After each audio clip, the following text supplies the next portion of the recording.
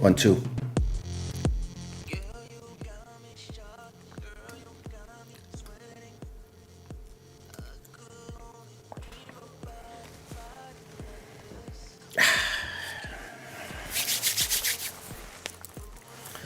Welcome to Club Shada. Third try.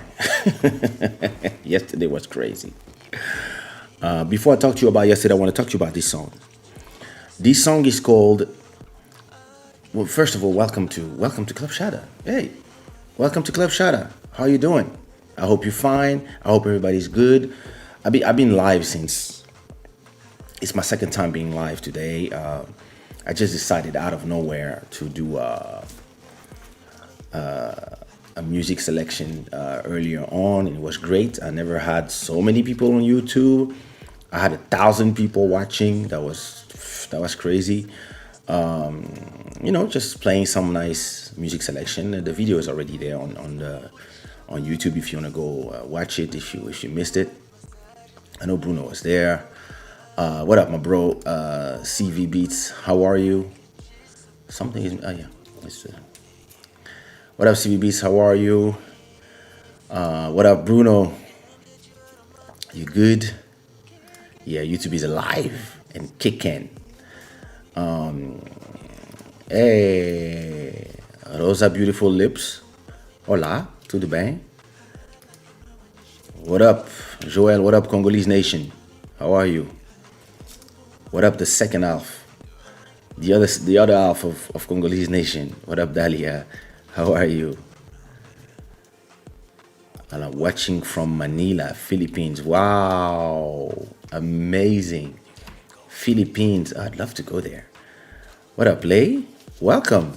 Make sure you subscribe and click the notification bell and be part of the club, the Shada game. What up, Heather? How are you? You fine? Hi there. Malcolm Beats, my brother, how are you? Who are you making suffer these days? Malcolm Beats, since he has access to Content ID, he's bullying people's channel just like that. Right? Listen, why did I put this in my mouth when I have... Well, this show is brought to you by Shada, where you can get this king. See, Joel, you order this one and you order the queen one for your queen, and boom. And if you have kids, you take some other kings for the boys, and some queens for the princesses, and boom. I should do prince and princess actually. Good idea. I'm gonna add that to the store. So,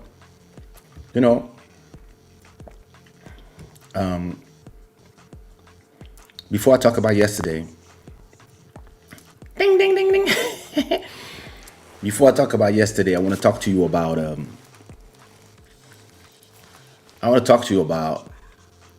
why I like this song. This song that you're listening called BBMM. It has I will tell the whole story about the song when I'm doing the African Prince release party soon, because I'm 2 months from my album release, so I have to finish the rest of the listening parties. Well, a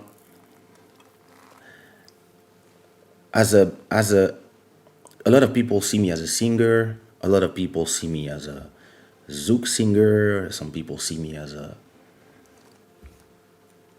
kizomba singer. Some other people see me as a coupé décalé singer, rapper. Some people see me as an Afrobeat, whatever. I don't really care about all these monikers. To me, I'm just a producer. I see myself as a producer that sings. And this is why it's funny to me when sometimes I'm going to be here around singers. I'm here around singers, and I see that they want to show me that they sing better than me, or Oh, we don't see we sing without auto tune, not like you. I mean, I'm like, guys, I don't really care about all your stuff. I'm a producer. I produce beats. That's what I do, and it seems like I have some nice inspiration for melodies and lyrics, and people like them. So when I sing, money comes from the sky. So that's why I sing. I mean, but in my heart, I'm a producer. And from time to time, when you're a producer, and when you're a producer like me, you're a producer, you rap, you sing, but you also executive produce for other people. And when you're an executive producer, it means that you are the one who is putting the money, investing in other people or in yourself, right? And when you put this money, the goal is to take the money back with a benefit, right? If you want to put 10,000 on on a project, the goal is to come back with 15,000, 20,000, 100,000, who knows, right? And as an executive producer, you tend to know when you do commercial music that has a huge potential to generate money, and you also know when you are just making music that is not gonna make it. It's not gonna generate money because it's too complicated for the public or it's too much in advance, right? And because I'm an executive producer, as a producer, I know when I'm working to make money potentially, and I also know when I'm working to just make something crazy, and who knows. And when I did this beat,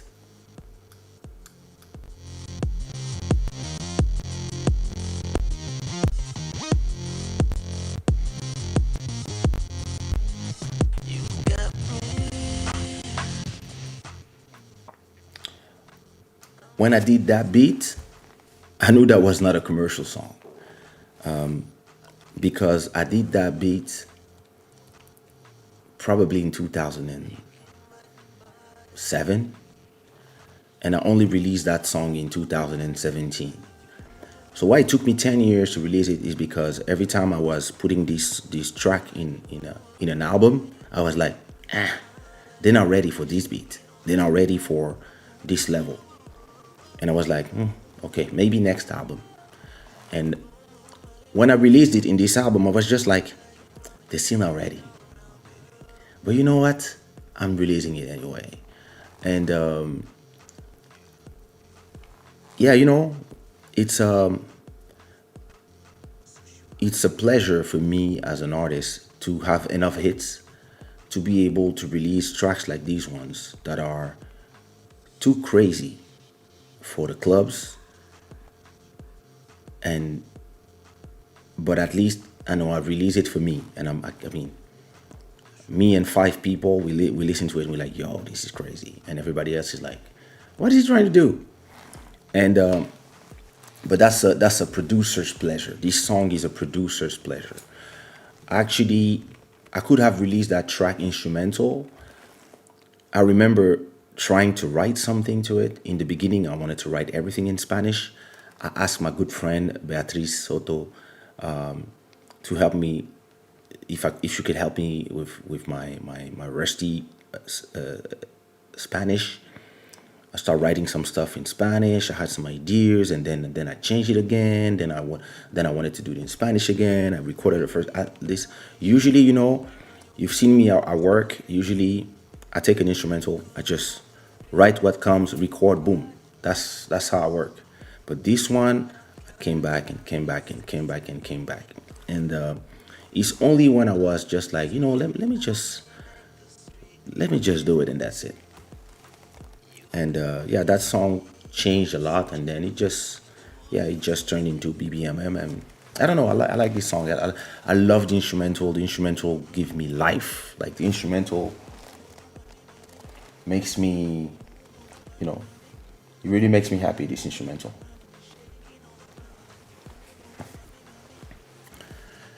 So yeah, that that was about that. Other than that,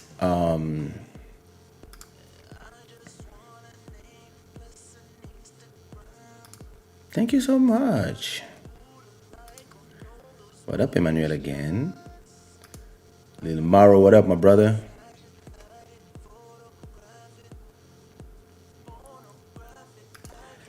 Here, I already clicked the bell button. That's why I'm notifying this time.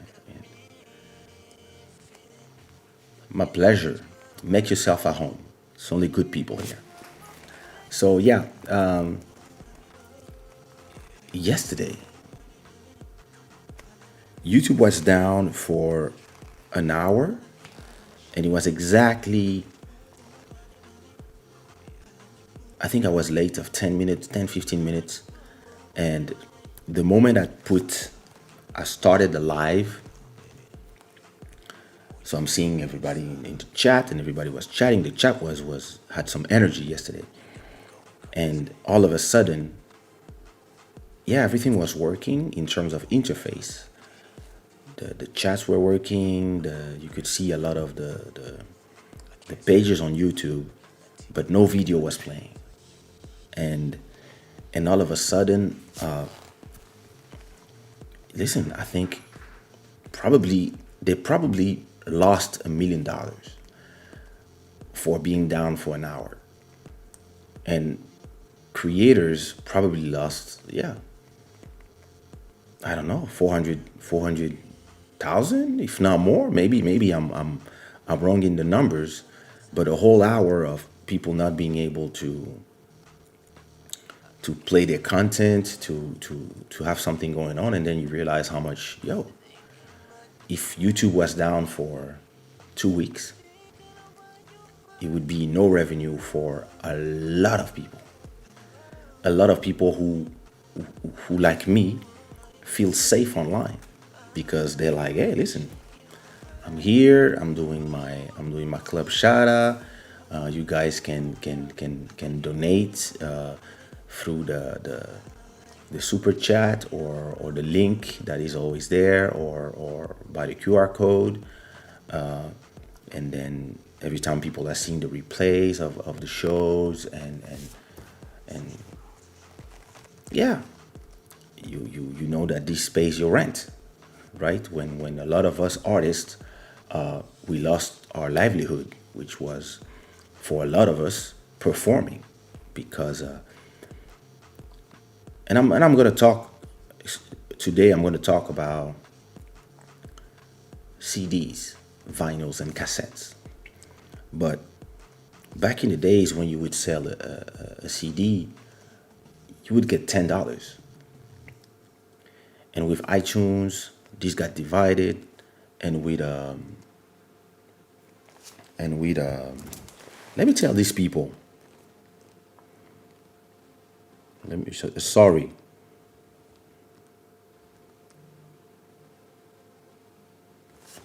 Et toi, pourquoi t'es ici et pas dans mon live? Yes, sorry, I got distracted. So you get to this point where you said to yourself,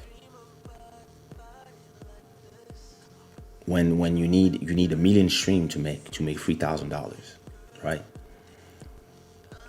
But you work hard to generate a revenue on all these platforms: YouTube, Facebook for some others, Twitch, Instagram.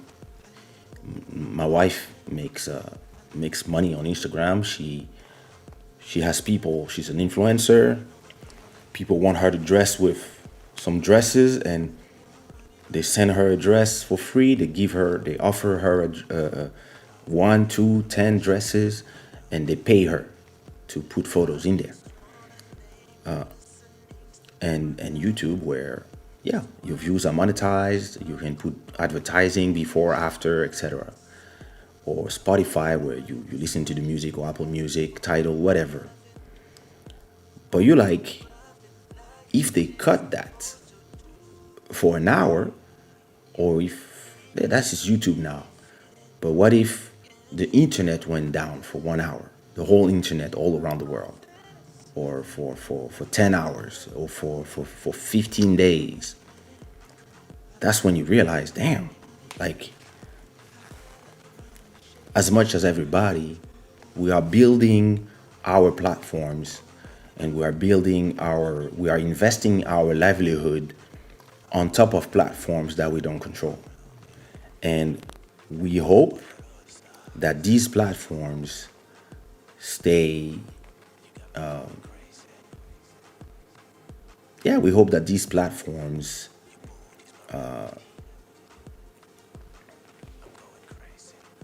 stay online, because if they are not, once they go offline, all of a sudden you lose all of all your investment. And I've been building communities on platforms. My first community was, of course, on Kaysha.com, which is my website. But then the platforms, the social media platforms, became way more powerful than our own websites. And when you have your own website and you have people that come there, it's great. But it costs you a lot of money to host everything, and it would cost you a lot of money back in the days, even to have the bandwidth from when somebody wants to see an image or a video on your website. Back in the days, you had to pay for the hosting of that video, but you would also have to pay for the data that is sent to the people watching. So if you have a movie there and a million people are watching the movie from your website and the video is hosted on your website, you would have to pay probably $100,000 just for everybody to for all these data that is being transferred from your server to whoever. And YouTube came with a solution. You can upload everything you want here. Everything you want. And you can watch everything you want. And it's okay. We'll just put some ads in here and there. And it solved a lot of problems for us. And then Facebook came, and then before they buy Instagram, but Facebook came and they were like, hey, you can post everything you want here. You can say what you want to say here, and we'll show it to all the people who follow you. And all of a sudden, it felt like you didn't need a website anymore because everybody was on Facebook. And having your website was kind of useless, because you would post something on your website and you would have 2 comments, and you would post the same thing on Facebook, on your Facebook page or your Facebook profile, and you would have 1,000 comments. So of course, what you do, you stop posting on your website and you stop posting on Facebook. You stop uploading videos to your website or photos to your website, and you stop uploading the photos to Flickr, and you start uploading the videos to YouTube or Dailymotion or Vidler back in the days. And it was a convenience thing, because all of a sudden you could host content forever. Because if you think about it, this leather is making a lot of noise. Is it leather? I don't think so. It's Zara.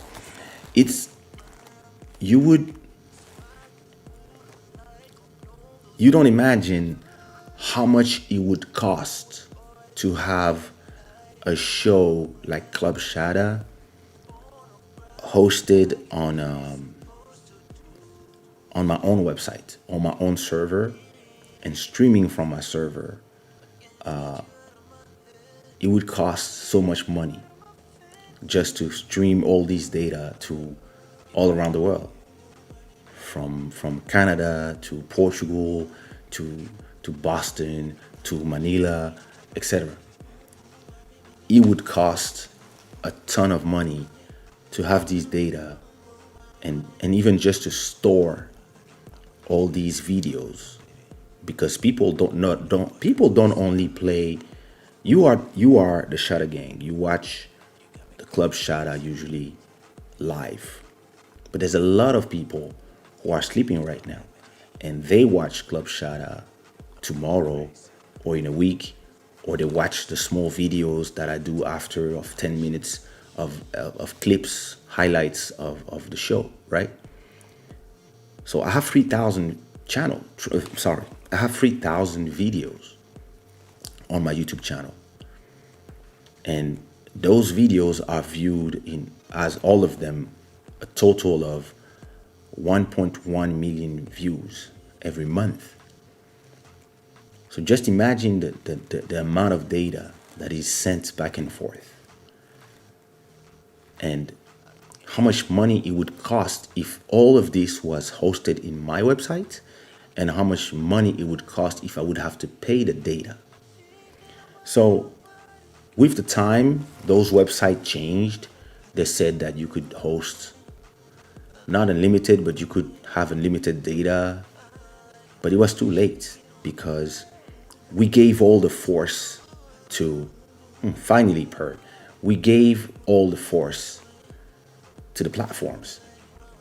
And now sometimes, even if I'm confident, because we have a huge community, and as I was saying, I've been building my community around my name, around my content, and around the value that I bring to people.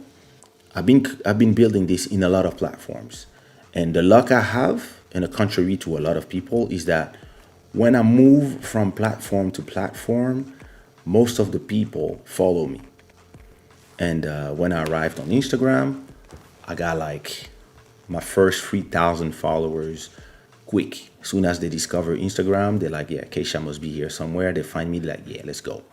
And a lot of these people, they follow me from Facebook. A lot of people who were with me on Facebook, they follow me from MySpace. A lot of people who follow me on MySpace, they follow me from i5, or if they were in Portugal, or Skyblog. And a lot of people were there even before on Kaysha.com. And a lot of people who are discovering Club Shada, they discover it because they see the snippets on Facebook, or if they see it on Instagram, and they're like, yo, I want to see it live, and then they come. So I'm confident about the fact that if one day I have to change platforms and move all my stuff from YouTube to go to a new platform, even if it would be hard because that's a lot of videos, etc., I'm still confident that people would follow me. But at the same time, when a platform like this is down for 1 hour, it reminds you,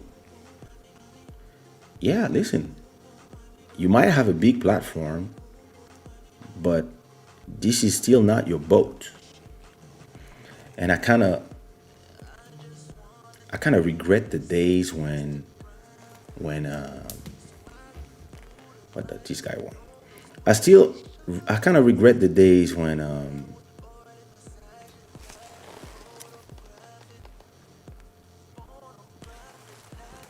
nigga, I'm down. I'm live. Just come to the comments. Yeah. Sorry. It's there's kind of a, I would say it's not a regret. I'm not a guy of regrets, but there's a kind of a realization that when everybody was on my website, I had more control. And listen, your website can go down as well. This happens as well because your website is on a host. If the host goes down, the website goes down too. But if it just, yesterday was just a reminder that you can whenever you start your platforms and your creativity endeavors, your creative endeavors, and whatever you invest in those platforms, yeah, they can sleep under your feet. But yeah, so this is why today is an unexpected Club Shada. Normally at this time I'm promoting the new single, and because it's Friday midnight, right? And for here in Portugal, it's 1 a.m. now, 1:15, and normally I'm doing the YouTube video for the new video, for the new song that I release, plus all the promo items, etc. So I'll do all that tomorrow, or maybe after the live if I'm not tired. But and this is why, like, this is a different life. It's a different life because normally on Thursdays, yeah, we're not live. It was supposed to be yesterday, but hey, this is Club Shada. We improvise. That's what we do. Listen, 2020, trust me, that year, that's crazy.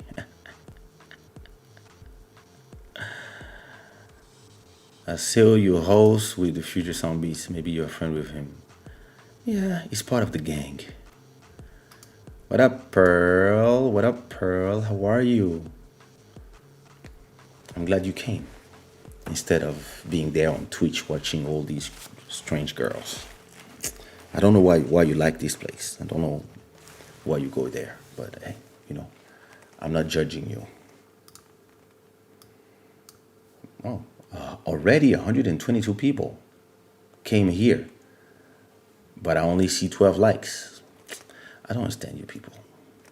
Put some likes. It's very interesting, but since yesterday, I think it's because of the glitch of yesterday, but the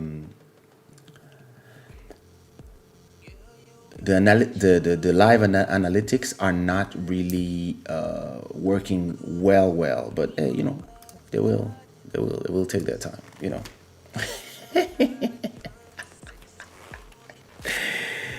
So yeah, I hope everybody is fine. Everybody is in good spirits. I want to know, as always, put in the comments what time is it for you right now. Here it's 1:16 a.m. Portugal.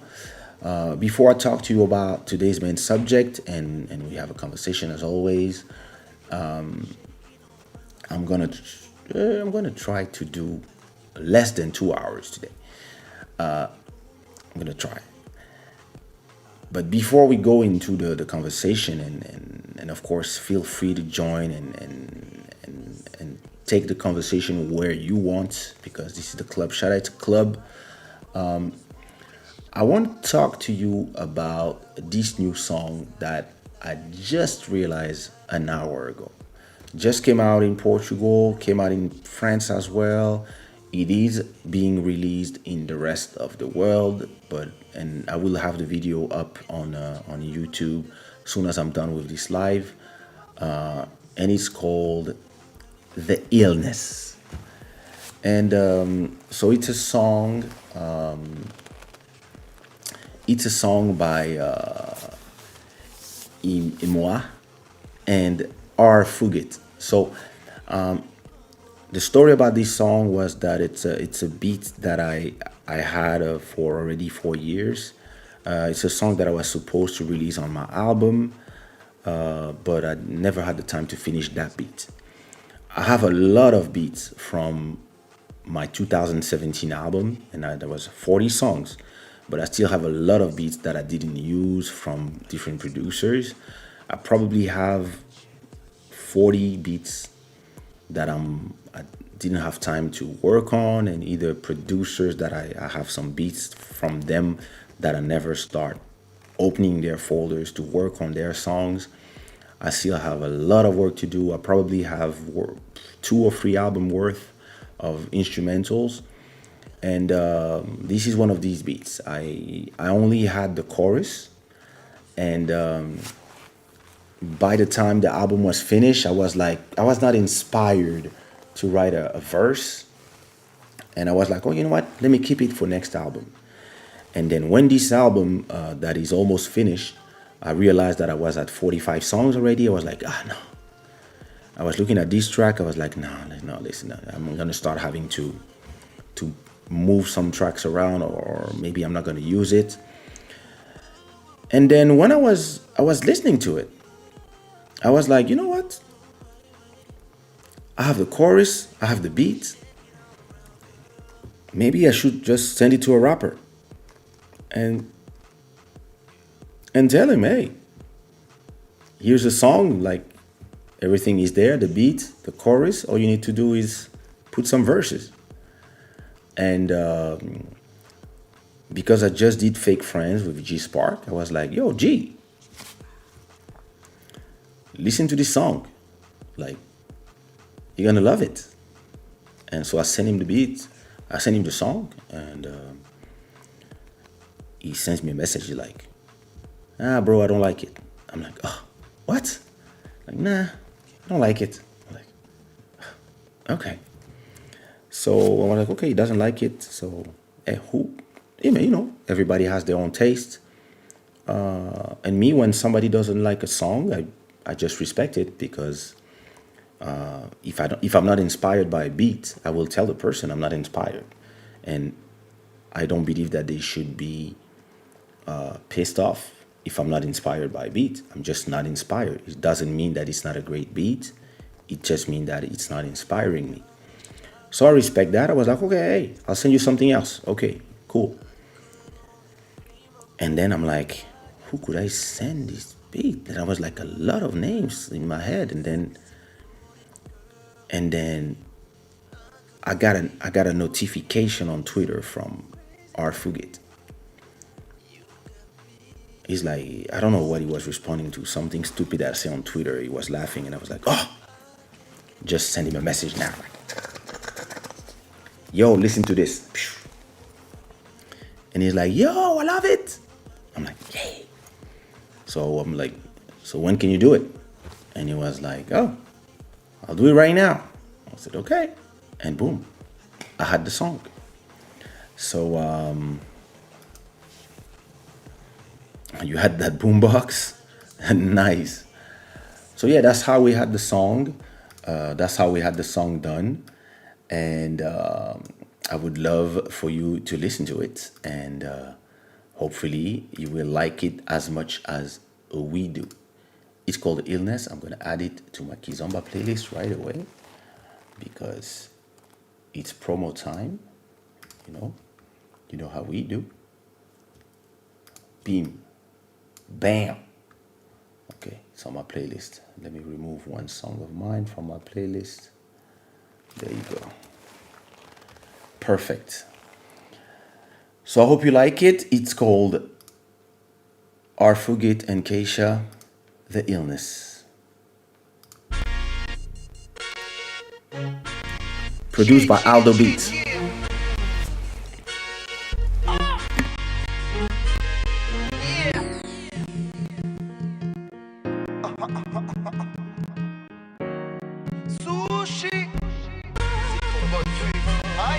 Tu deals avec les plus dingues, là c'est plus qu'urbain. Ça devient inhumain, mais ça te fait du bien. Bif sale ou bif propre, on s'en fout de ton beatboard, ton esprit on ligote. Sur moi il psychote, hip-hop, rime folle, clair comme du sirop. Laisse rouler, yes poupée, je vais troubler. Quel poupée, vrai coupé. C'est pour les fins connaisseurs qui suivent pas trop les mœurs. Code forever. Un peu de rap pour les jeunes, écoutez partout les pubs car le parcours est dead. We'll come up with the illness. We'll come up with the illness. Oh my God, oh my, oh my. We'll come up with the illness. We'll come up with the illness. Oh my God, oh my, oh my. Vini vidi vici, si. Je connais Vidi Fici, noir comme à des busy. Yeah. Mais je garde mon point de vue posté dans mon coin de rue. Vos trucs, j'y crois plus, j'assume. Chacun de mes dires, chacun Zulu sous chacun de mes titres. Danse, allez lève les mains ou pense. Et peut-être remue des seins, chante. Comme si t'es sur la scène en transe. J'vous mets sous curatelle, franchement. Étrangement, les temps changent. Mais danse. We'll come up with the illness. We'll come up with the illness. Oh my God, oh my, oh my. We'll come up with the illness. We'll come up with the illness. Oh my God, oh my, oh my God.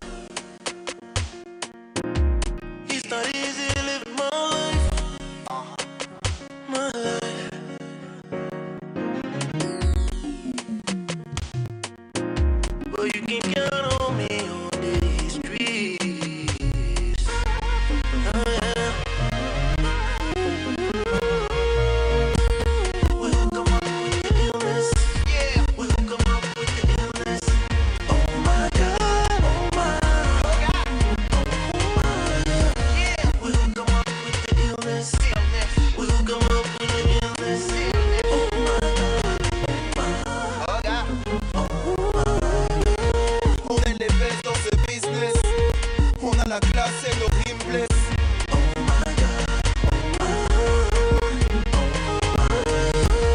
On est les best dans ce business. On a la classe et nos rimes blessent.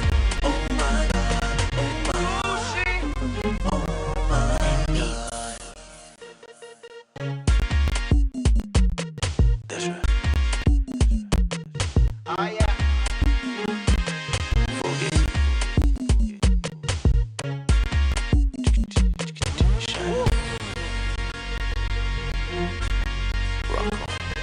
Let's go.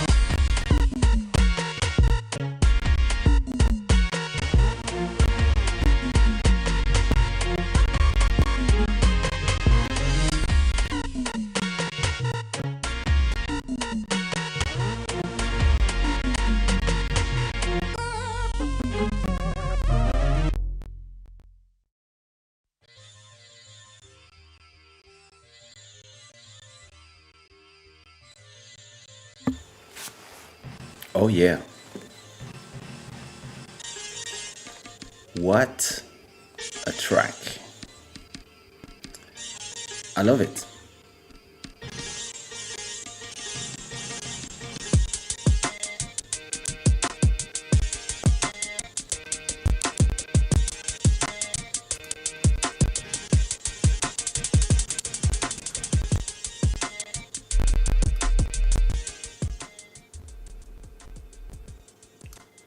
I love my beats. Yeah, the illness is a really a great track. I want to congratulate Fugit from for love for blessing this track and for working fast. I know art has to take its time, but I like when things are done like chop chop. I'm arrive. I give you an idea. I give you a track where everything is done. Like all you have to do is like write your verse and go. I come from that school of hip hop where we would arrive in the studio, we would listen to the beat, and we would just like all of us would invite in a freestyle in an album, like, and usually we would go on the last track of we would be invited for the last track of the album where like, yeah, you have like 6 or 7 rappers and everybody would have to come and sit down and write something, and you would be there with people writing in every language. It's like I would go do tracks with the people who rap in French, do tracks with the people who rap in English, go in Brussels, lay on tracks, go in New York, lay on tracks, go in Paris, lay on tracks. So I'm used to this working on this tension where I just discover the beat and I just write something that comes, and you have like half an hour, 45 minutes while the first one is laying his verse to find the right flow and play something. It's something I did so much in my life when I was younger, when we were teens and in our early 20s. We did it so much that I'm a guy. I like, yeah, when people take too much time, especially to rap, I'm like, yeah, bro, come on, like. And that's what I like about Fugit. He's always ready. Every time I send a track I send a track his way, he just trusts that I know that if I send him a track, he's gonna lay something, and that's how we do all these great songs together. And I congratulate him on this great song. And I can't wait to work again with the lady Pearl. That we have stuff coming. We have a lot of stuff coming. So that's gonna be great. So yeah, the track you hear in the back is called What's the name of the song? It's called Kuala Lumpur. It's by me. Under it's as me as Angel City. You know me and all my names. So listen, I want to talk to you about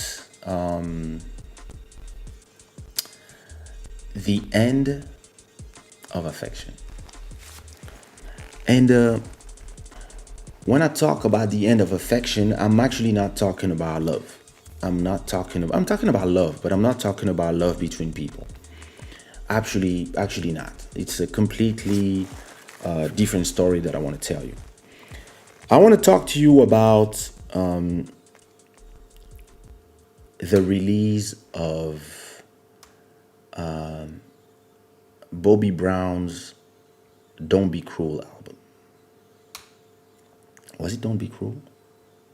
I think it was "Don't Be Cruel," or maybe the one after. Let me not say something stupid. 1992, Bobby Brown release. It was the Bobby. It was the album Bobby, and I think in this album you had the song "Every Little Step," if I remember well. You had "Humping Around," "Who Can Play That Game," "Get Away," "Till the End of Time," "Good Enough," "Pretty Little Girl," "Loving You Down," "One More Night," "We Got Something in Common," "That's the Way Love Is," "College Girl," "Storm Away," "I'm Your Friend." I know. "Every Little Step" was before? Was the album before, I guess. The hit there was "Humping Around." Okay. Good. Thanks for the information, Google. This is the thing. People sometimes, they say stuff that is non-factual and they don't even check before they talk.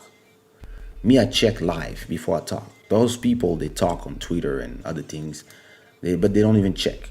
Anyway, Anyway, so I want to talk to you about 1992.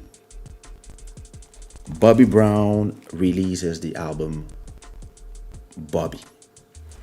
And it's a big event. We've been waiting for a whole month. We know it's release day, and we know there's gonna be for the French release, he's gonna be at the Virgin Megastore, and he's gonna sign autographs on the copy of the CD. And for us, this is like, oh my God, like I'm gonna have a signed copy of Bobby's new album. So for us R&B heads, that was crazy. That was the end of the world. So I wake up that day. I know that the album is released at, I don't remember what time they open, but I think it was at 4 p.m. that they start selling that one. So I woke up that morning. I choose what I'm gonna wear. I'm getting ready. I had my relaxed hair, so I'm putting some gel in my head. Find my black glasses. Put my starter on. Put my Patrick Ewing sneakers, the green ones. Put my baggy jeans and get out my house from the nice neighborhoods of Rue Jasmin. I go down there, arrive to Rue Docteur Blanche. I enter the subway.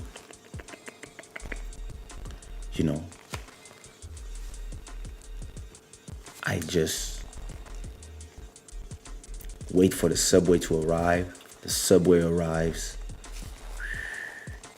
I ride the subway from Jasmin, La Muette, Ranlag, La Muette, Docteur Blanche, Trocadéro, and then I arrive at Franklin D. Roosevelt station, after 7 station. I get out now at Champs-Élysées. On my left, the Champs-Élysées Avenue. On my right, the magnificent, daunting Virgin Megastore. So I arrived to the Virgin Megastore and there's a huge line. There's a line that is like long forever. So I'm here, I'm chilling, watching the line, and I'm like, okay, let me do the line. And all of us, yeah, we all see each other in parties, or we all know that we're here for the same reason. Because there's a special line for the people who are here to buy the Bobby Brown album. So we arrive and we line for an hour, and then it's my turn. So I take my album, I go to the cashier, I pay for my album, 100 francs. And then I go to, after buying my album, they take me to another line where now you have a Bobby Brown on the table with a lot of photographs and cameras, and you can go and, yeah, have your album signed. So, boom, take my album, open the plastic, bring it to Bobby, open it, have the thing, and he's like, yo, what up, brother? Hey, what up, Bobby? I love your music. Yeah, so who do I sign it to? Yeah, can you sign it to K? Okay. Yeah, K-A-Y. K. Lots of love. Bobby Brown. And my day was, my day was done. My week was done. My month was done. And the best thing about that moment is that it's the day where I actually met my first girlfriend ever, Natalie. I met her that same day in the Virgin Megastore. And I think I was 18 and she was 16. And now we meet each other, and we meet each other around music, around the music that we loved. And I mean, we just met, exchanged numbers, etc., etc. And then the rest is that's another story. But then I went back home. And when I went back home, I had this excitation about, I'm so ready to listen to this album. I'm so ready. And when I arrived home, I had my stereo, and I turned on my stereo.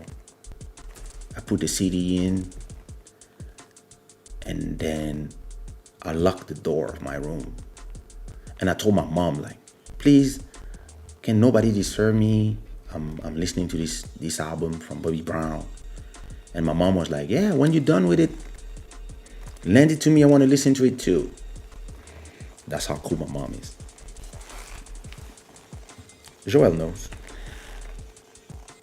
Then I started listening to the album, humping around, to can play that game, etc., etc. I took the time to listen to this album, and every time I was listening to a song, I opened the booklet and I'm reading who wrote the song, who produced the song, who's singing the background vocals, who's doing this, who's playing the keyboards, who mixed, who's the engineer, who recorded, where was it recorded, what studio, what's the name of the studio.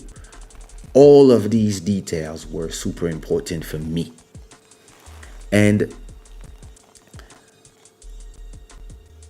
then I would take this album everywhere in my Walkman, because I had the yellow disc where you put CDs in and you can walk with them and batteries.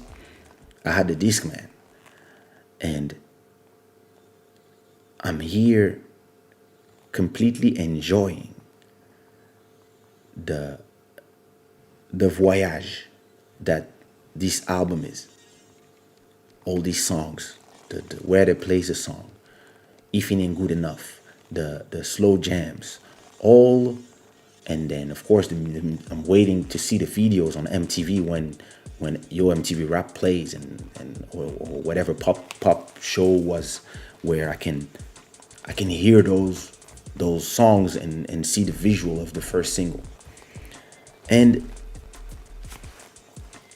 I had these, like a lot of us that are more than more than 30, 38. I had a big shelf like this where I would put all my CDs, and I would have the hip hop albums, the R&B albums, and then, oh yes, I would also have jazz, Brazilian music, and especially house music or electronic like Kraftwerk, Jean-Michel Jarre, and others, and even some rock and roll, some pop European like Durand Durand, and other groups, Def Leppard, Van Halen, and all of these CDs, all of these CDs, all of this music was contained in objects. The objects were CDs. The objects were, wait.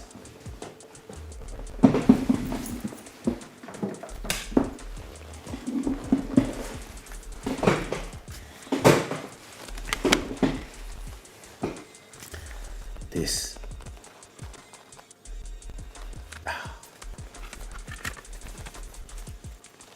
And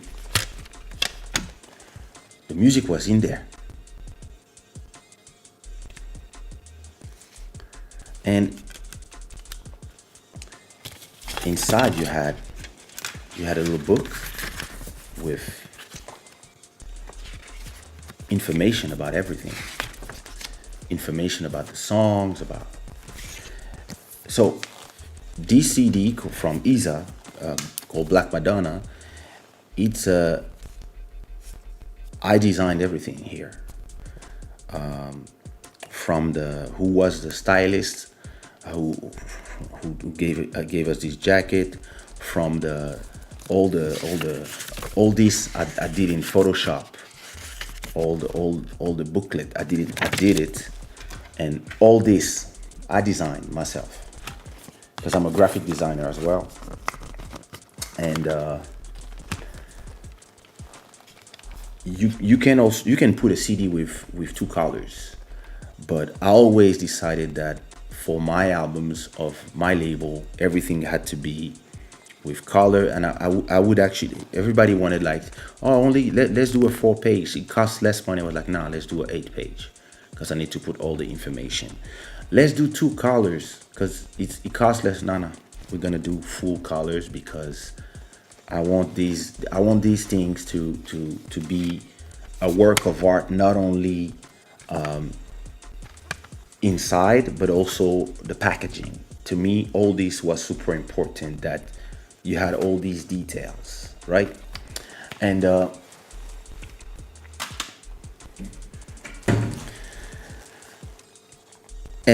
this way of working, I learned it by looking at my heroes, the Bobby Browns, the R. Kellys, the Guy, the Teddy Riley, the Pete Rock and Seal Smooth, the Naughty by Nature, the Public Enemy, the Beastie Boys, the Duran Duran, Van Halen, Def Leppard, Kraftwerk, Depeche Mode.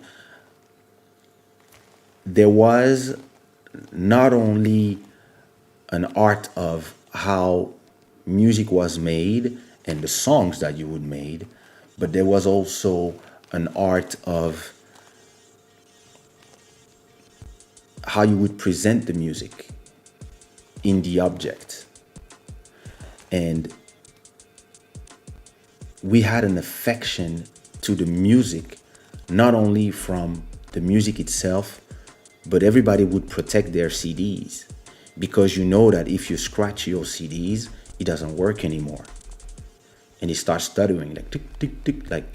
And we had at that time a sense of, first of all, scarcity, because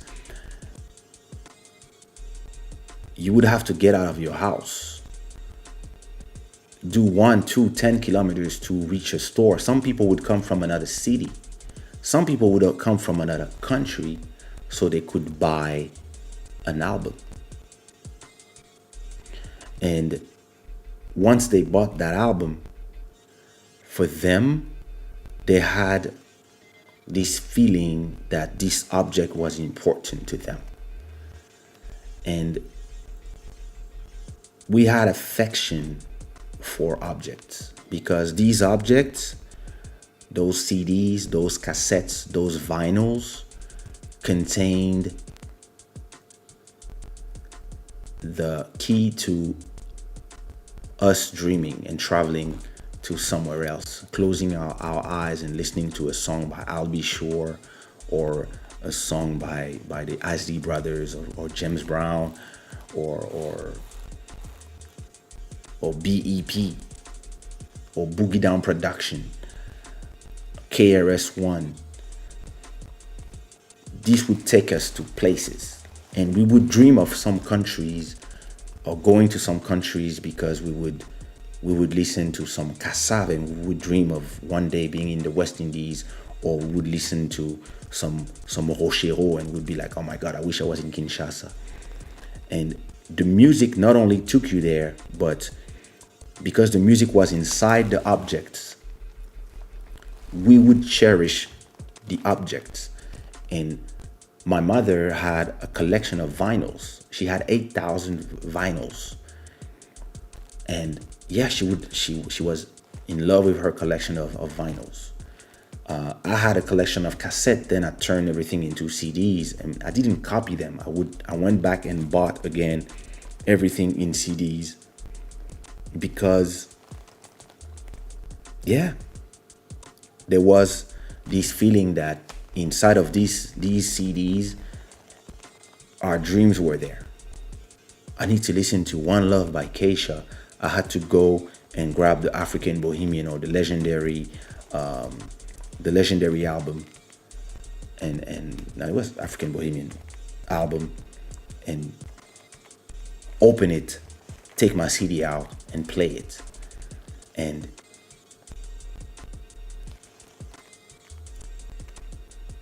this affection is being lost. It's being lost because today we go on Spotify, Apple Music, YouTube, and we have access to all the music of the world. We have access to 50 million songs, 40 million songs, more songs that a whole lifetime could help us discover.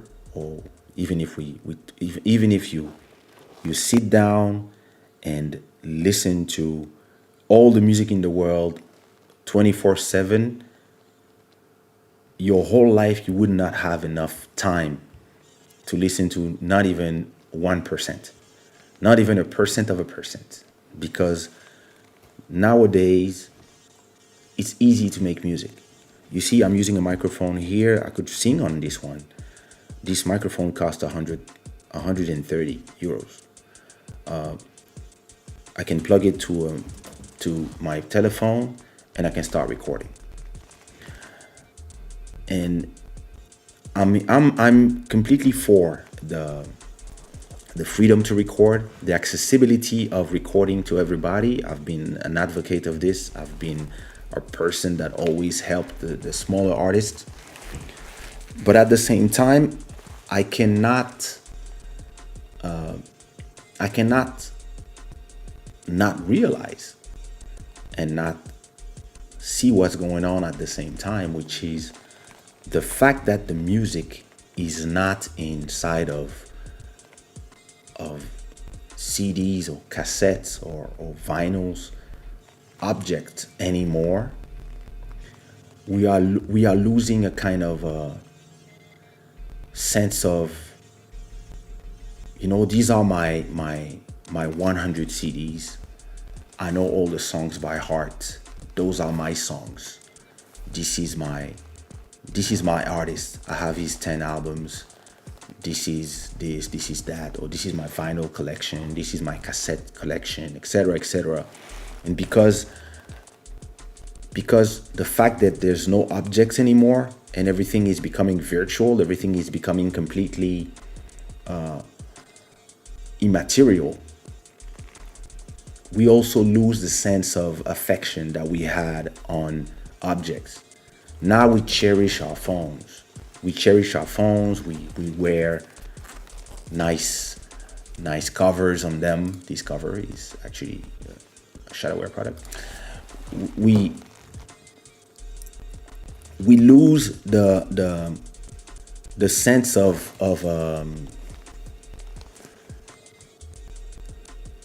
we lose the sense of the importance of one album for us. We lose the importance of waking up one day thinking, "Oh, this is the day I've been waiting for. This is the day I've been waiting for all this time." And then you walk, and then when you have the object, you still have to go and arrive home before you can listen to the album. So once you have your album, you arrive home and you turn off the lights, and now you're just like listening to the album. And then the songs you are listening at that moment, they are the songs that will define you. They are the songs that are defining your first depression, your first love, your first kiss, your first making love, your first heartbreak, your first crying, and those songs. And because you don't have enough money to buy all the albums of the world, maybe you can buy 5 albums every month, and you end up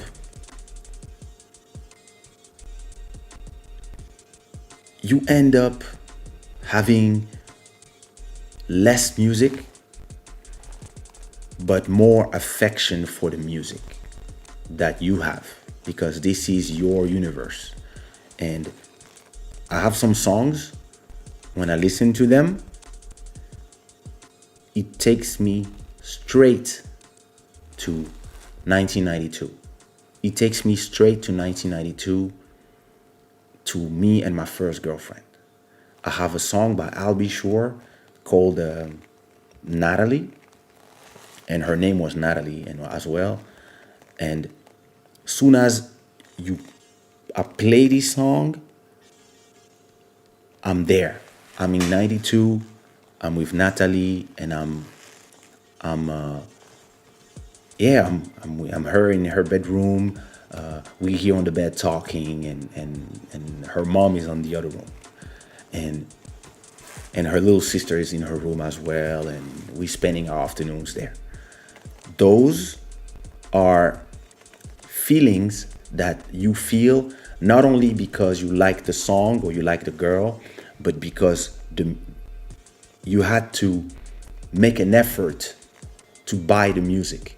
You had to walk away out of your house to go and get that CD. You had to go and get the object. And because you had to go and get the object, you have a different relationship with the object and what's inside, the music that comes from the object, because it's kind of materialized. The music is materialized. And I don't know about the kids of today, but it feels to me that with all these immaterial music, and I'm making a ton of money from the material music, but I'm talking about affection here. Because of the fact that the music is now immaterial, you kind of feel that the affection is lost. We listen to a song, we like it, and next week there's another 10,000 songs that we have the choice to listen to. And next week, another one. And it's the same thing for photos. It's the same thing for photos are not something that you touch and you put in an album anymore. Now photos are swiped. You swipe. I see my wife and my sister-in-law, they're swiping all day. They swipe. They wake up, they swipe. They don't even pee in the morning anymore. They wake up, they just start swiping. They swipe up, and they swipe, they double tap, they swipe, they laugh, and then they swipe. And then if you ask them So what did you see 5 days ago on Instagram? They will be like, huh? What you mean? So yeah, what did you see 5 days ago on Instagram? What is a photo that grabbed your attention? And they're like, what is he talking about? Why? Because the attention span is so small now, because you don't have the time to enjoy something that something is out already. And all of us artists, we have to adapt. I release singles every week, so I can't complain about the pace of the world. No, I'm adapting to the world. And I release singles every week because it's part of a strategy and it's part of me feeling free to do it. But it's hard now for the people who are listening to the music, and even us who listen to music as well, to attach ourselves to the music, because the music is immaterial now. And because it's immaterial, we cannot put it on a shelf. We cannot be like, let me listen to my whatever. We have unlimited choice, unlimited playlists that change all the time, and we don't have the time to attach ourselves to one song. It's still possible, but it's hard now to have one song that you're gonna be like, yo, that's my song. When somebody tells you, yo, that's my song, you come back a week later, they're already listening to something else. You're like, oh, what's this song? Oh, that's my song. Wait, last week it was not this song. No, that's old. What? Oh, that was old? Yeah, this came out a week ago. That's my song. So next week you have another song? But me, I remember Maxwell's first album, I think, Urban Hang Suite. I would play this album for 2 months, non-stop. It was on my stereo playing, and it would just play. I put play. The moment I put play, I never stopped again. What I would do when I would go to school, I would just turn down the volume because I was going to the university. And when I would go back home, I would turn back the volume up and turn the volume back up. And whatever was playing, I was singing along because I knew all the song by heart. If it's true, we can do it. Or lonely is one the only. And so when I would go see my artists that I was a fan of in shows, it would be the continuation of this affection. And it would be because, they were the soundtrack of my life.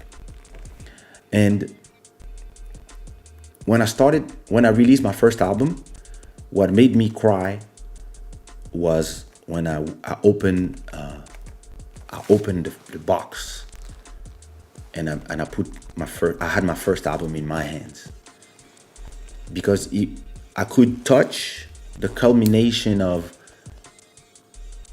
10 years of frustrations and of trying and not being understood and not being believed in, and all of a sudden I had my albums in my hand. And it was, for me, I could touch the beginning of my career. I could touch it. And when my album came out and people start telling me stories about, oh, I had your album, but somebody stole it. Wow, people stole my album. And I would go to the FNAC and people would say, yo, we were selling your albums, but why are you not selling my album anymore? Because we don't have any more. And we've been asking Sony to send us more album, and we don't know what they're doing. And Sony, because I was this guy coming from Congo doing Afro-Caribbean music. They didn't release that much CDs. They released 3,000 CDs. But then the demand was so crazy that we sold 100,000. But they didn't even believe it themselves. They were like, let's just do it. Let's see. And I remember going to the FNAC and the store. And the guy was like, yeah, we used to sell your albums with the Zouk songs, but we moved it. I said, why you move my album from? No, no, no. We moved your album because we had to put the extra security. We had to put the alarms. We don't put alarms in Zouk CDs because we didn't care. But your albums, everybody's stealing it. Like all the black kids, they're coming and they steal your album all the time. So we had to put alarm in your CDs. And yeah, we just ordered another 5,000 because they just leaving the shelves like crazy. And I was like, wow. And you kind of had a visual idea and you kind of had you could touch your success, if I can say it like this. And all this, I think we lost it with the internet, and we are now turning it into something different. I'm not a person of regrets. I'm not a person of, oh, it was better before. I just not. It's, me, I'm just like, okay, this is the way now. Let's go. But I just remember that, in a way, what I'm trying to do now, in this phase of my career and my life, I'm trying to bring back affection by having Club Shada, by having, even if we cannot touch each other, and we are far away, and we have to be far away because there's a pandemic, and more everything is becoming virtual. Class is virtual, seeing your girlfriend is virtual, talking to people is completely virtual. We all at home and we all here watching screens, talking to screens, and swiping and double tapping. And in a way, it is the world of today. So we're not going to change that. The world is going one way.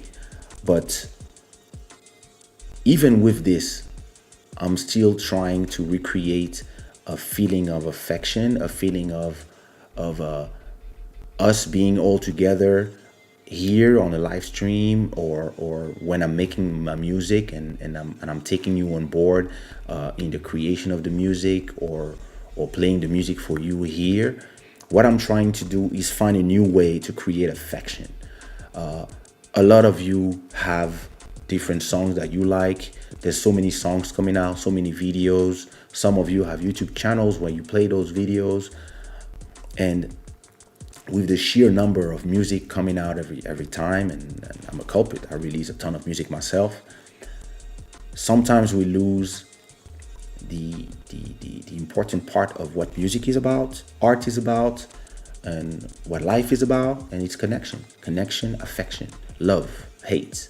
And I'm trying here on this platform to recreate this sense of affection. I love you guys. Some of you love me back, and the fact that I come every twice a week is to declare this affection. And I want to remember 2020 not as this horrible year when all this shit happened to me, all these people that I've lost, all being sick, all this. I want to remember 2020 as the moment when I started Club Shada, and I released all this music that people loved, and all these, and when I used my platform to spread love, to send, to give information, and to receive in return information as well, love and conversation, and I have to say that I never felt alone. Almost, maybe when I was sick and I was not online, but I didn't feel alone, and I feel every day when I see people. Sometimes I'm here and I'm like, nobody's gonna come to the live. I'm gonna talk by myself, but it's okay. People will see the replay, and then all of you guys show up, and this feeling of being part of something, even if you created it, but the feeling of being part of something, and having twice a week a meeting, a place where it's like our little book club, and we talk about life, news, what's going on, about ourselves, and we listen to music. I think this is the new way that I found to recreate this affection that I think the music today lacks, because we lost the materiality of the object. And I want to thank you guys for that. It's something that people forget to do all the time, to say that, yeah, thank you. Because, you can do all the great music you want if nobody listens to it. It's great music that nobody listens to. And when you do great music and people listen to it, they listen to it because it's great music, but you are successful because they listen to it. So it's a symbiotic relationship where your success is not your success. Your success is the success of the people who are making you successful and who are coming to you every day.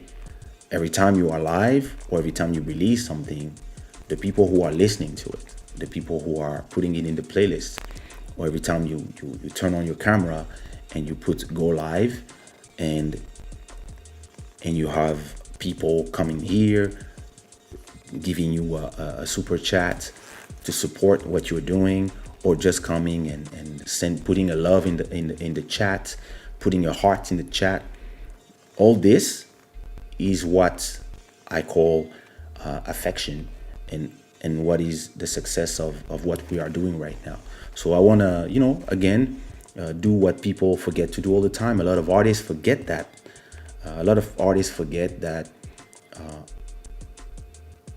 To be a great artist, you need a great public. And to have a live show with already 250 people watching in the middle of the night in Lisbon, to do this, you actually need to have a great public. And this is you. So thank you so much for your affection.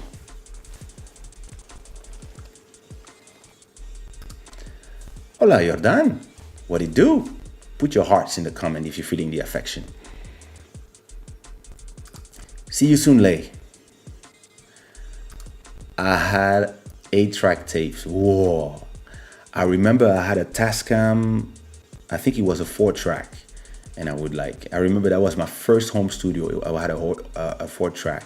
And you had to put like a cassette there. And I don't know what magic was done there. I mean, I know, but actually I recorded my first album on a 24-inch tapes. My dad had so many vinyls and CDs to use on the radio, not like today. Yeah, today everything is in a computer. And but you see, Bruno, sometimes people talk to me about you and about the fact that you have the Mais Kizomba channel, and they're like, yo, why is it him? Why does it? And I'm like, see, all this is not random. Your dad had all these cassettes, so you don't come from nowhere. You're not a meloman out of nothing. And that's the beauty of it, because you really have affection for music. And that's what I tell people. I tell people, hey, why do you care if the guy who created the best Kizomba channel, Mais Kizomba, is white or black or Cape Verdean or Portuguese? What you should care is the affection that he has for this music. This is what you should care about. Mr. Bodhisattva, oui, si. Toujours l'écolo. Greetings, Bodhisattva. Senex Beats, what up, brother? So when are we releasing this song, bro? When is your album ready? Come on, man. Yeah. I was seeing you, but I was in the middle of my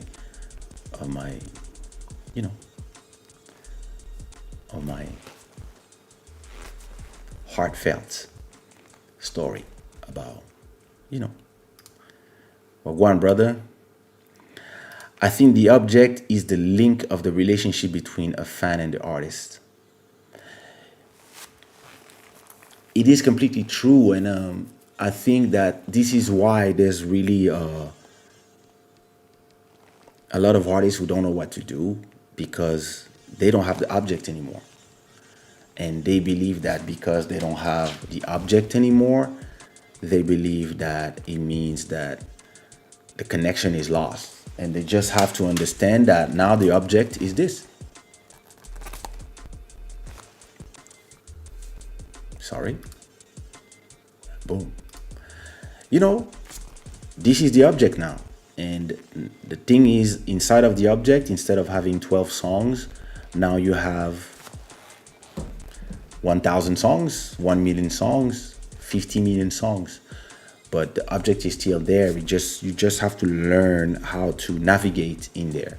And once you have your artist, yeah, you start loving your artist a different way. Things are just different today. It doesn't mean that they don't exist. It doesn't mean that love doesn't exist, affection doesn't exist. It's just that people have to learn how to navigate so they don't lose the affection. What up, Slay?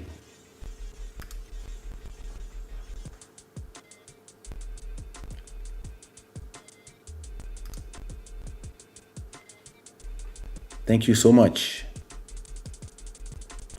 Whoa, the mini disc. Listen, I would go to shows with my DAT because I would record on my DAT, and I would go with my player to shows.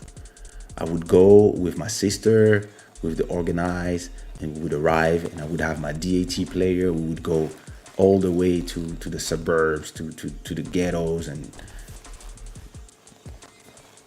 plug the DAT and start rapping because we wanted to have the quality. So yeah, I remember those days. Those days were crazy. So yeah, what do you think? Let me know in the comments what do you think, and yeah, make sure you put some hearts in the comments for yourselves, or let me put a heart myself.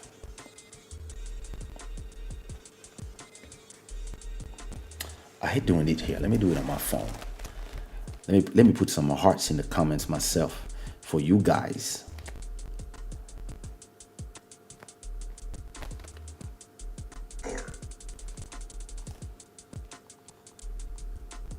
Some hearts and some 100%. Bam! There you go. This from me to you.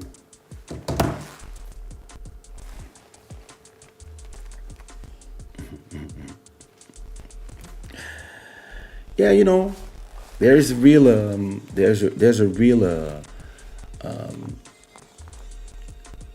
is a real correlation between the fact that the objects are not there anymore, and we are in a world where slowly we don't own anything anymore. Houses now cost so much money. Nobody can buy houses unless you're a millionaire.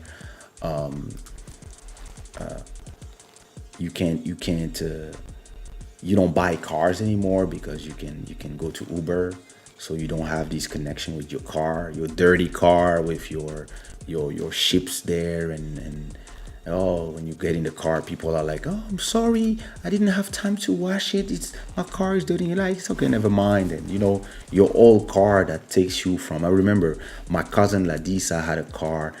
We would go from Brussels to Holland just to go to the club with the car, and me, Ladisa, Shansi, and every time we would travel like these 200 kilometers from Brussels to Beek in Holland, in the Netherlands. It felt like the car was about to just disintegrate in the middle of the road, and we were like, and we would drive, all three of us, but at the same time, we had this feeling of affection for the car, and we all remember our first car, or the car where we used to be driven to school, all this, and now.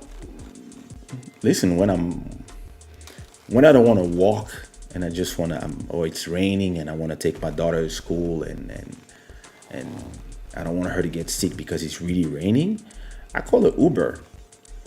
And same thing, another thing that is another part of, you know, the fact that everything is becoming virtual. Now that you can go to Uber Eats and order anything you want to eat.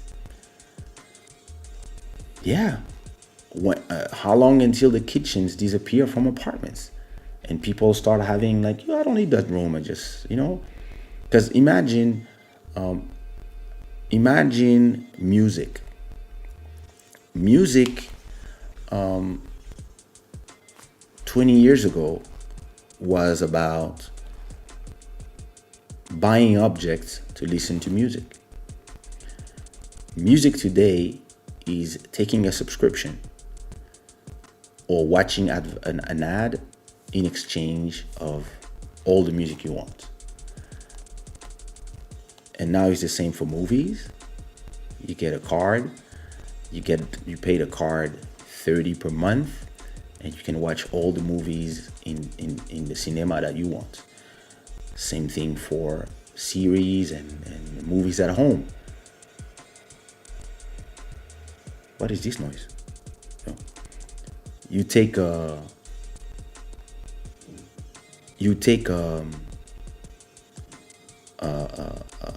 $10 subscription to Netflix, and now you can watch all the series you want and all the movies that they make on your TV. So why get out of the house? And in a bit, just watch my words. Remember these words. One day, Uber will wake up. You will wake up and Uber will announce that they are opening subscriptions.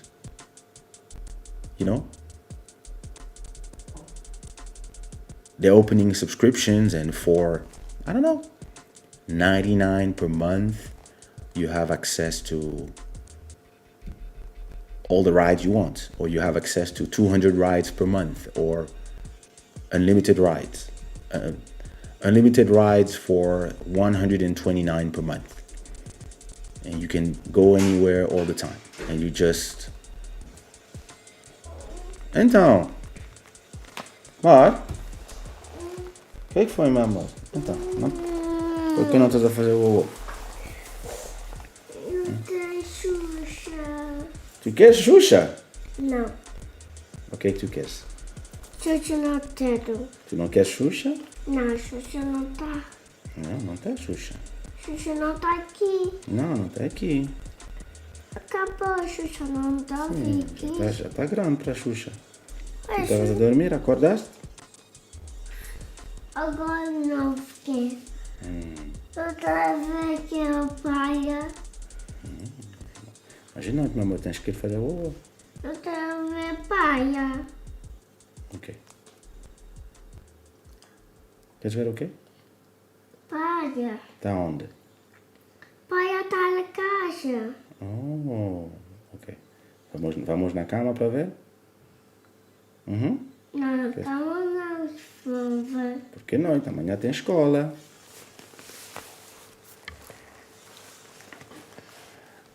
So you see what I mean? When they say 129 for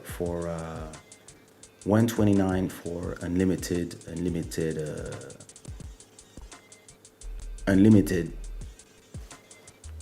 rides on Uber, or the car companies will fail, and all of a sudden everybody will be riding, hailing and using their phones, and maybe the cars will drive themselves at that point, and nobody will have a car, and all the cars will look the same. And you will get inside the car and your Spotify playlist will be there waiting, and your favorite movies will be there waiting, because they will know everything about you.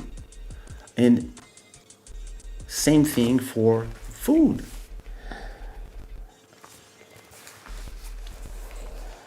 When they say for, I don't know, for $300 per month, you have unlimited riding from Uber and unlimited food delivery from Uber Eats for $300 per month.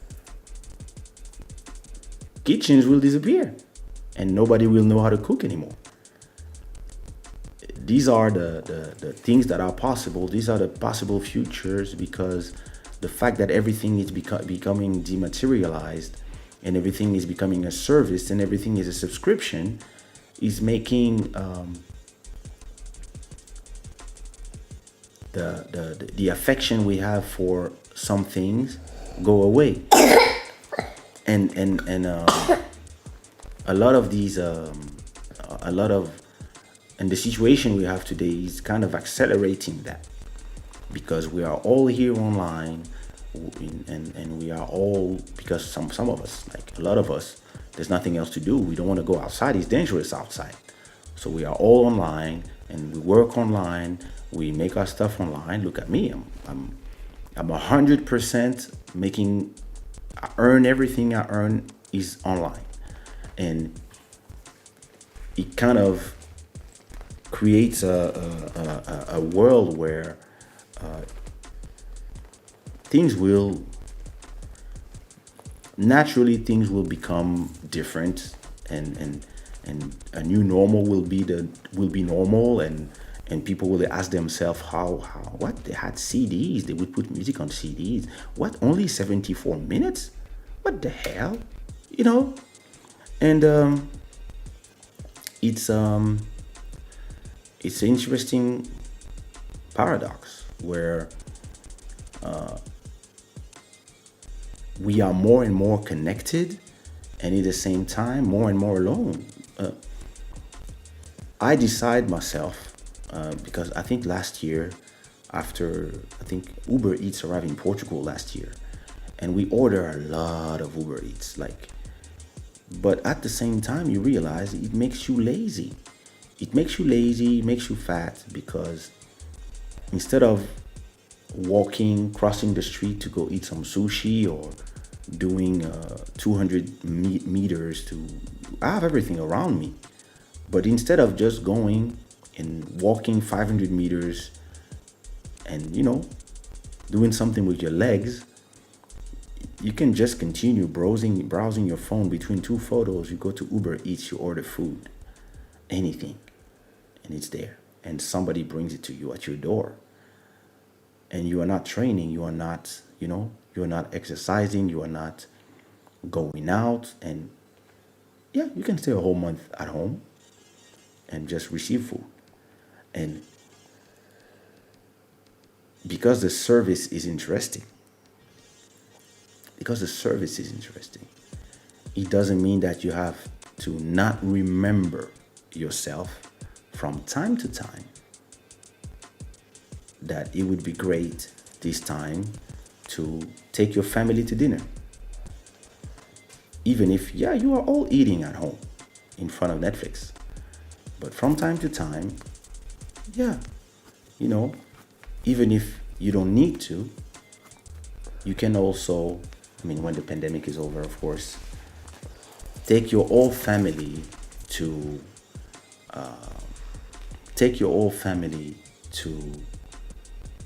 the restaurants, and then go to the cinema, get some popcorns, and watch a movie in the big screen.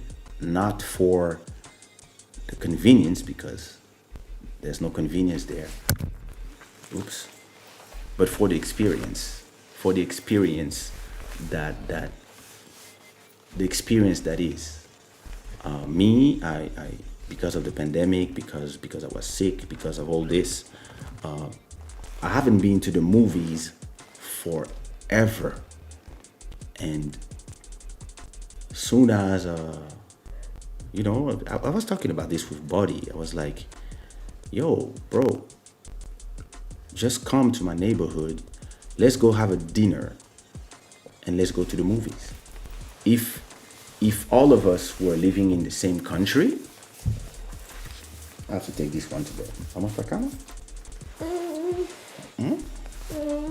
Give me a second, my guys.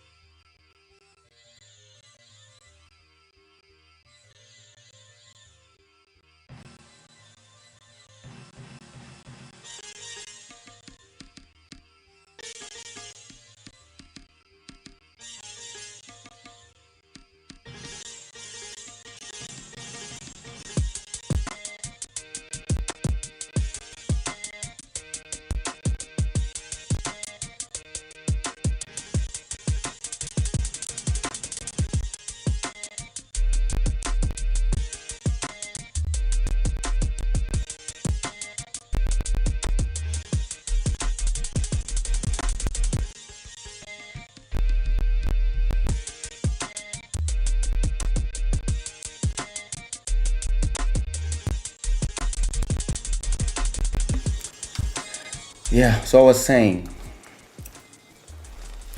I think it's a question of discipline, self-imposed discipline to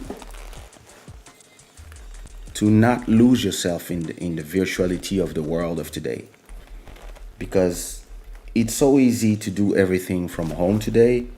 I recorded 90% of my album was recorded here inside this house, in here, in this home office in my living room.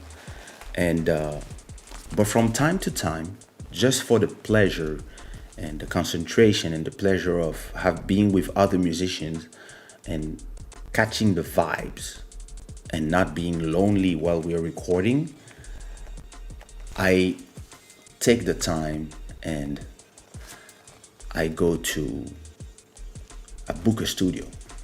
I book a studio session and I invite Bodhisattva, Nelson Freitas, George, Looney Johnson, and I'm doing the same thing, but we vibing and we talking and we are here enjoying, and we order some bad food, some fast food, pizza, whatever, and we stay there all night and we kick it. And sometimes you have an idea, but somebody else will give you an idea or will say, yeah, use this word, and the interaction is just different because there's the connection.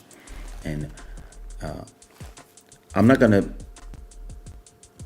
be the old angry guy saying that, yeah, with all these social network we are all disconnected.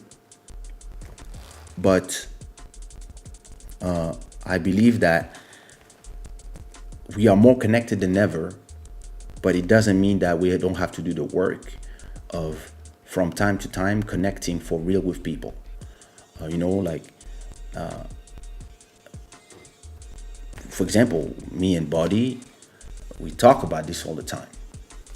Let's go to the movies. Let's go grab a drink, then we go to the movies, and then we go to the restaurant.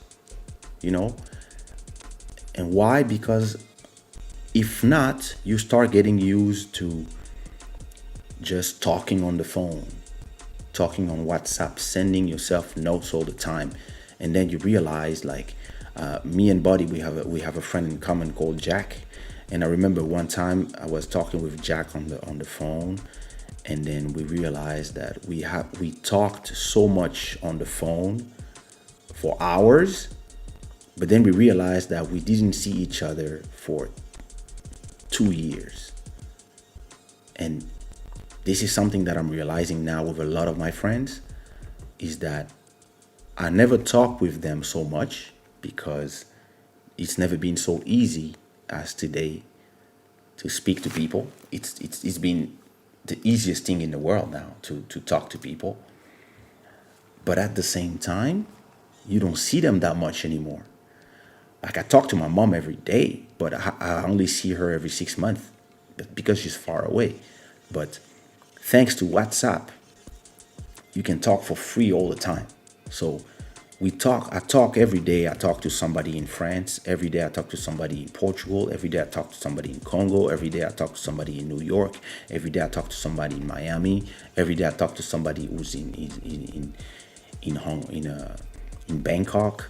Every day I have conversation with people who are sometimes we just in the same group, and I have interaction with people who are all around the world. But sometimes I realize that I just spent like 2 weeks and I didn't get out of my house, or I don't get out of my neighborhood, and I don't feel lonely. But then I'm realizing that, if it continues like this, in 30 years, we all in a box, all in virtual boxes, and we are living a life that is virtual. Our brains are connected to computers and we are interacting, but our bodies are just, in boxes already. And we are more alive than ever because we live in the virtual life. and we travel every day. We are with a different girl every day because or different men every day because we can switch them or they can change appearance and whatever. But our real bodies are just all old and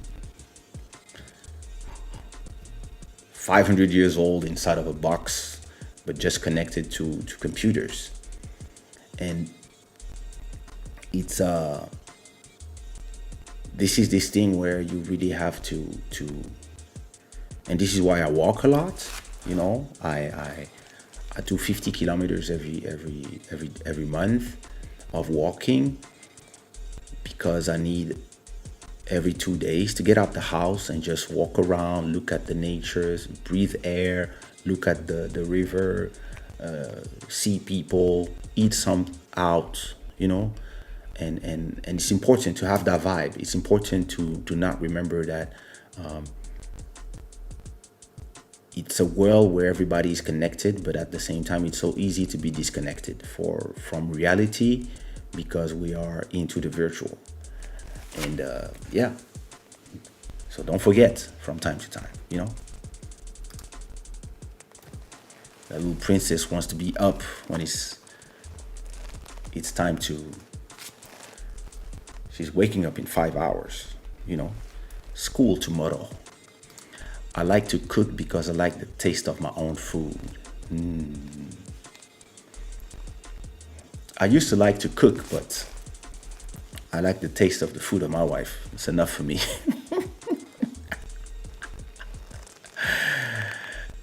Life and the world are changing without notice. I'm telling you, sis, that's crazy.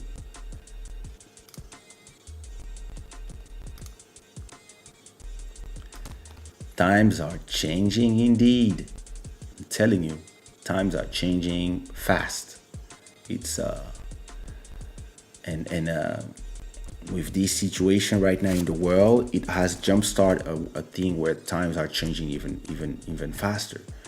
Because now we have, we are in this situation where companies like Zoom and everything that is digital is the new way to work.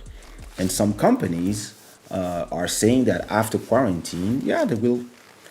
I mean, listen, it costs you less money to have everybody work virtually from their home. And so a lot of people are like, so if I'm working from my home, why should I live in the city? I can start living somewhere far away in the suburbs or in the campaign or in my village. If all I need is the internet connection and I can work from home, that's what people are doing now. The studio vibes is amazing, bro. Like, listen, buddy, we should. I want to come to your house. I want to come to your house these days, and maybe tomorrow, and just hang out. Hang out, chill. Maybe we could even do a live from your house.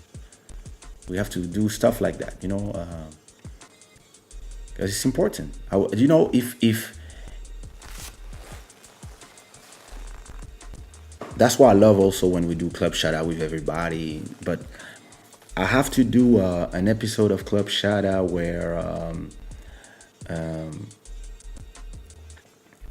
where we all meet in a bar or outside something after everybody's vaccinated. Yeah, let's do it, brother. Talking about vaccine, did you see that the Pfizer and BioNTech, German company, they have a good candidate for a vaccine, and it's interesting how it changed a lot of the dynamics. I mean, the situation is still urgent for now because the people who are sick now will not be saved by a vaccine that is not ready. But it's crazy how the fact that they found a vaccine is changing a lot of things. I'm seeing in the stocks that I own, everything that was down is getting a lot of interest. A lot of these companies, plane companies, cruise companies, everything that was all the companies that have been stuck and not making money because, like, even for example, Disney, all the parks are closed because of the COVID, the coronavirus, and because of the parks are closed, the stocks are down. And right now, if you have a little bit of money, if you have 100 euros, I'm gonna put the link to my Revolut, my Revolut, my Revolut code, because I believe that you guys should go and get some stock of all these companies because they're about to all go up. If you put 100 euros, you might have 150. Disney will go up because if there's a vaccine soon, it means the park will open soon. So you have to buy Disney now. Cruise lines, Carnival, all these cruise lines, cruise companies, the boats are empty because everybody's scared of being stuck with the corona in a boat. But if there's a vaccine, it means they will all be on the sea soon. So all these stocks will go up. Same thing for supermarkets, shopping malls like Simon Properties, these kind of stock. They are all going up. Like I'm watching my portfolio of stock. It's been going up like crazy because of everything that I bought when the quarantine started. Everything that I bought, and I was like, one day we'll go back up. One day, if there's a solution, everything will go back up, and that's what's going on right now. So I think people should really ask themselves what was stopped. What is the name of all the companies that were stuck and could not open their doors because of the virus, and the stock went down. You can buy these stocks now, because the second they say, okay, we're starting to distribute the virus and now people are not sick anymore, whatever, everything will go back up. So that's super interesting. So I'm not sponsored by Revolut, but I don't know where. How do you send people your Revolut link? Must be somewhere. Let me see.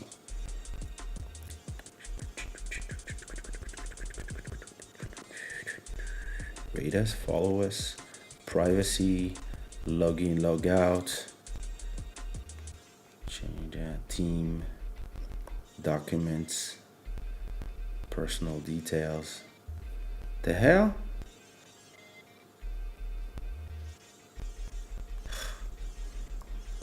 See, so those companies sometimes they create apps that are almost impossible. Who's missing out? With friend, refer a friend. There we go. Okay, how do I invite people? Invite a friend to Revolut. Boom. Copy. Let me put it here. Let me see if it works. Hey. So listen, if you want to invest, use my Revolut link. And and let's be friends on Revolut. You can even send me money there instead of the super chat. What?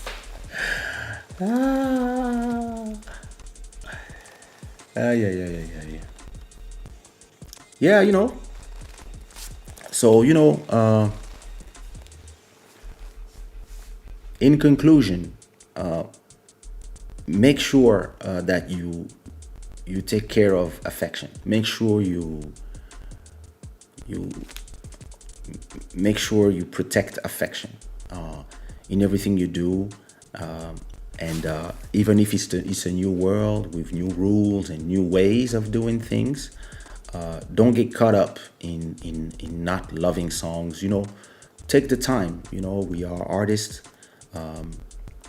The same time that you take to stay here with me, and it's amazing. We had 300 people. So if I count with the live that I did earlier, that's 1,200 people who are here for me. The same time that you here listening, take the time to when to go on Spotify and check my songs, my new songs, my old songs. Take the time to find the songs that you like, and take the time to listen to them, to learn the lyrics, etc., etc. Take the time. Take a little bit of time for that. I think it's super important. I think a lot of people they they don't know how to navigate in this world, and they lose themselves in this world. And of course, there's new technologies, there's new ways to communicate, and it's changing us as human beings. But we just have to be careful about the things we are leaving behind, and the things we have to keep working for. And yeah, that's it. And like I told you, look at this, 2 hours, amazing. So yeah, there it is. I hope I was not exactly. Since Nadia is not here, Joel is telling you the right things. You have to like this live. Don't forget to leave a like. I know it's not a normal life because it's not our usual day. So some people are missing, but maybe hey, they will see the replay. Make sure you come and you leave a like, you leave a comment as you leave. Once the live is over, make sure you leave a comment to say that if you like the live or not, etc. I'm about to download this game for the next time that I come live. Maybe we can all download the game and we can play together. That would be fun. And make sure you check the new single and follow it on Spotify and Apple Music and wherever you listen to music. And I'm gonna leave you. What am I gonna leave you with? Let me play something. Oh, long time this one. I'm gonna play you as we go. I'm gonna leave you with a song that came out a few months ago already. I don't remember when it came out. It doesn't say, but it was a big success. It's like one of the first songs we did here in the club Shada. And before I go, I want to remind you that this show is brought to you by shadaware.com, and make sure you go there and support. Also, don't forget that we have a new release tonight. We have Kaysha and our Fugit with The Illness. There's also a single by Lil Maro that came out today, which is Assombração by Lil Maro and Vandame with remixes from me. I'm also letting you know that tonight Bodhisattva has released. Is it tonight, Body? I think it's tonight. Bodhisattva has released his new song Raga Raga with Preto Show and Stun Boy. So that's major moves here. So make sure you go check out this song by Bodhisattva, Raga Raga. So I'm gonna let me put the link.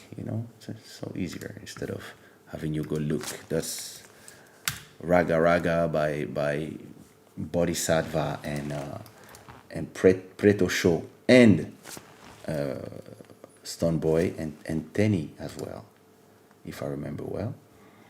And Lil Maro has released his song with Vandame, and one of the remixes is done by me, so can't complain.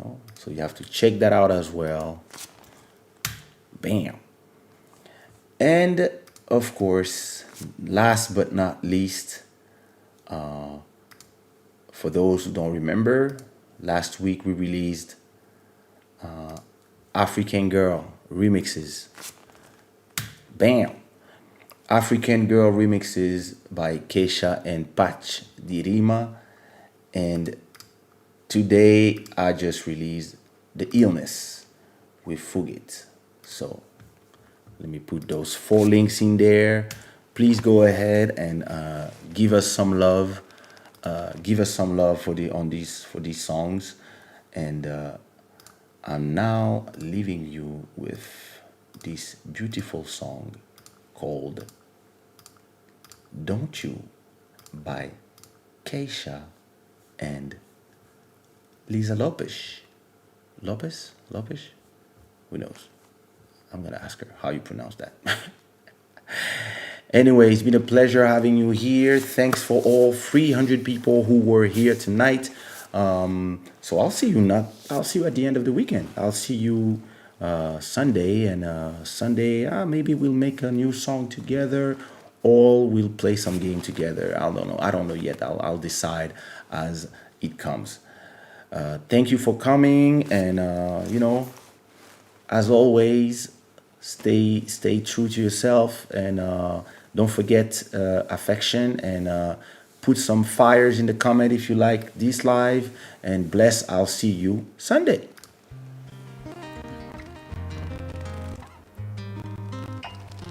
Oh yeah.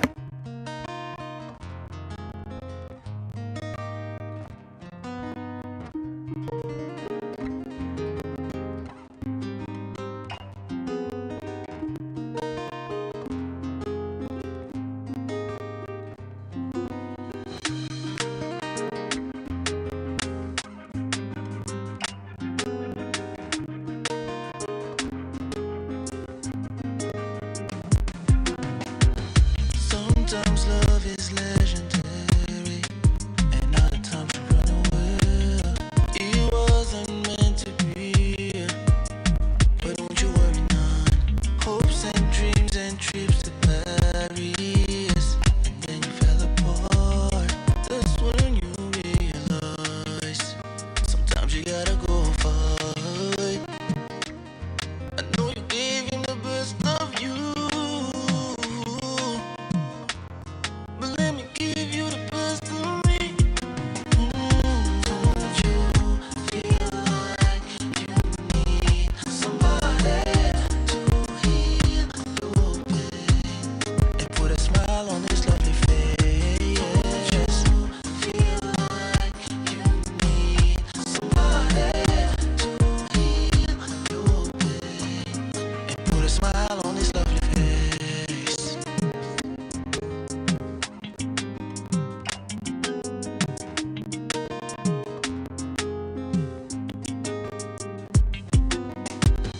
I know I remind you of her and all the things that she put you through. You got a real one by your side. Ain't nothing ever been more true. Trust issues, I get it. I've been there. Don't worry, you got me. I got you. We bout this. I know that you gave her the best of you. Now let me give you the best of me. Don't you feel like you need somebody to heal your pain? And put a smile on your face. You feel like you need somebody to heal your pain. And put a smile on your face.